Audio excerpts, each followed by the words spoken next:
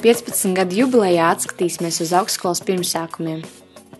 Es domāju, ka šejienes mācību spēki, vairums no kuriem ir jauni cilvēki, bet vairāki jau ar augstskolu grādiem, nenoliedzami spēj un darīs visu, lai programmas un formas būtu modernas un būtu piepildītas ar Latvijas jaunajai paaudzei būtisku saturu. Vispopulārākā augstskola esot Vidzemes reģionā.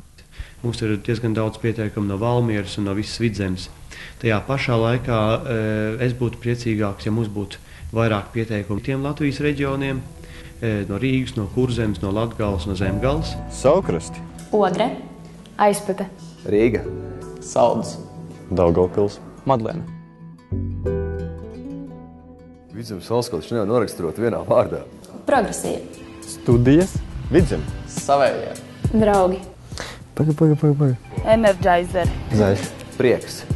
Redzēt, ir ļoti būtiski saprast, ka studenta dzīve sastāv vismaz no 3 komponentiem. Un tā ir auditorija, tas ir tiešais mācību darbs, un tas ir brīvais laiks ar bibliotekā, ārpus bibliotekas, bet augstskolā. Un tas 3. komponents ir mājas, un tās ir dienestviesnīcas. Ja?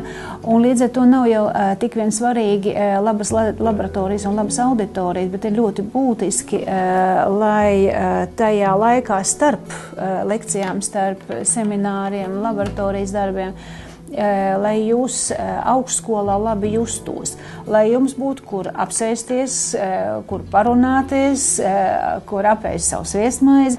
Sakot, mēs esam dažādos aspektos mēģinājuši paraudzīties uz to vidi, kurā jums nāksies un jūsu kolēģiem, kas pēc jums studēs, nāksies dzīvot 4 gadus un veidot sevi par personībām. 2013. gadā Tērbatas ielas ēka pavērs studentiem vēl nebijušas iespējas. Jaunajā Vidzemes augstskolas ēkā es vēlētos redzēt to, ka visas tās iespējas, ko mums sniegs augstskola un kuras tiek plānotas, tiktu izmantotas pēc iespējas racionālāk, un lai augstskola turpina savu unikālo, priekš Latvijas unikālo pragmatisko darbības stilu. Tam jābūt kaut kam grandiozam un tam jābūt kaut kam ļoti labam tiešām. Tas, ka viņi nebūs visi jauni, tas, ka būs daļa no vecās un būs apvienojums. Un būs tā kā, es ceru vismaz, ka būs balanss starp veco un jauno, kad tas jaunais un vecais, tā teikt, nekonfliktēs. Mazliet mazāk kā pēc gada sāksies būvniecība. Un tas nozīmē, ka mēs Tērbatas ielas ēku renovēsim, uzbūvēsim jaunu korpusu ar laboratorijām, ar pavisam jaunām tehnoloģiskām iespējām. Es domāju, tas projekts ir pietiekami stilīgs, lai tur viss viņā ir, tā kā tur pietrūks tikai sviestmaša automāts. Es gribētu, lai būtu pieeja 24 stundas diennaktī mediju laboratorijas telpai.